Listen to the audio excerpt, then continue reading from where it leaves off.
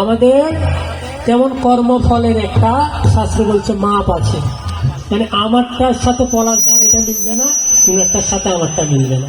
যার যার মাপ অনুযায়ী তাকে সেই সাইজের পোশাক পরতে হবে, তদরূপ কর্মের ফলও ভগবান দেবেন। ওই যে মাপ রয়েছে।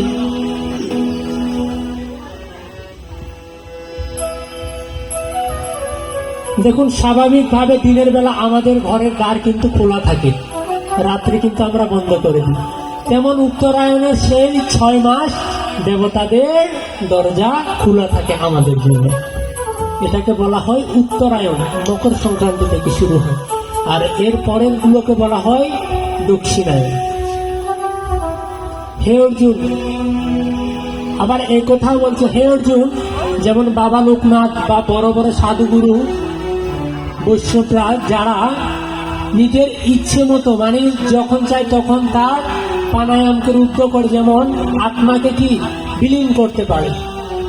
যেমন বাবা লোকনাথ উত্তরায়ণের 6 মাসটিকে বেছে নিয়েছে দেহ ত্যাগ করার জন্য, তার আত্মা পরম গতি লাভ করেছে। তো বলছে সাধু মনে ঋষি যারা বড় বড়, তারা দেহ ত্যাগ করার জন্য সেই 6 মাসকে কি করে বেছে নেয় অর্জুন।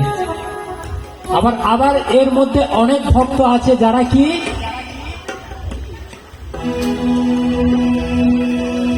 উত্তরায়ণ বা দক্ষিণায়ন বুঝে না, ভগবানের নাম গান করে। মৃত্যু হতেই পারে, স্বাভাবিক। মায়েরা দেখুন, যেহেতু মৃত্যুর কথা এসে গেল, একটু গভীরে গিয়ে আলোচনা করি। আপনারা ভক্তি সহকারে শ্রবণ করুন। আপনারা কোনো প্রকারে বিরক্ত বোধ করছেন তাহলে বলি মায়েরা, যেমন অনেক বড় ভক্ত ভগবানের যদি অ্যাক্সিডেন্ট করে, ভগবানের ভক্ত অ্যাক্সিডেন্ট বা রোগের শোকে আক্রান্ত হয়ে মারা যায়, যেতে পারে, স্বাভাবিক। তাহলে হয়তো দক্ষিণায়নে মারা গেল, সে কি ভগবানকে পাবে না? অবশ্যই পাবে। দেখুন মায়েরা, কয়েকটি মৃত্যু যেমন ঘটে থাকে,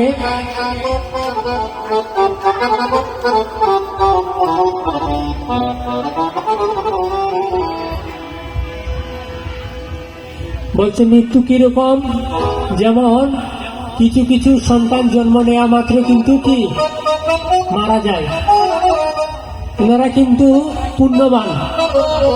বলছে ওনারা কি পুণ্যবান, তারা উদ্ধার হয় সেই আত্মায়। আরেকটা কিভাবে মারা যায়, আরেক রকমের মৃত্যু মায়েরা, রোগের শোকে আক্রান্ত হয়ে, কম বয়সী বা উনার নির্দিষ্ট বয়সের আগে মারা গিয়েছে, তাহলে এটা অকাল মৃত্যু। এই অকাল মৃত্যু যদি হয়, যদি কোনো ব্যক্তি অকাল মৃত্যুবরণ করে, বলছে তার জন্য কি করা প্রয়োজন মায়েরা? ভাগবত পাঠ সাপ্তাহিক বা শ্রীমৎ ভগবত গীতা পাঠ। এই যে অকাল মৃত্যু যে ব্যক্তির হয়, তার আত্মার কোনোদিন নাকি কি হয় না, মুক্তি হয় না। তাহলে মুক্তি হওয়ার জন্য প্রয়োজন শ্রীমৎ ভগবত গীতা পাঠ বা ভাগবত পাঠ। এটা 7 দিন করার জন্য বলেছে শাস্ত্রে।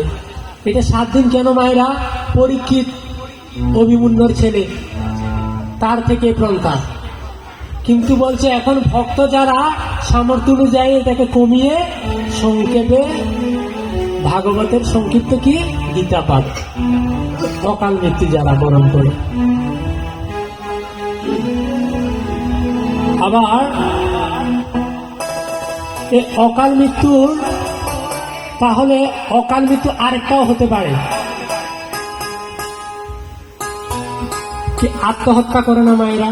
অনেকে তো আত্মহত্যা করে, এটাও কিন্তু অকাল মৃত্যু।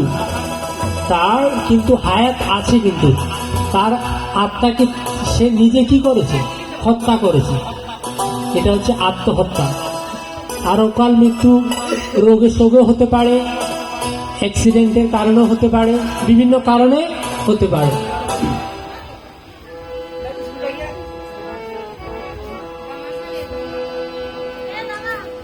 তাহলে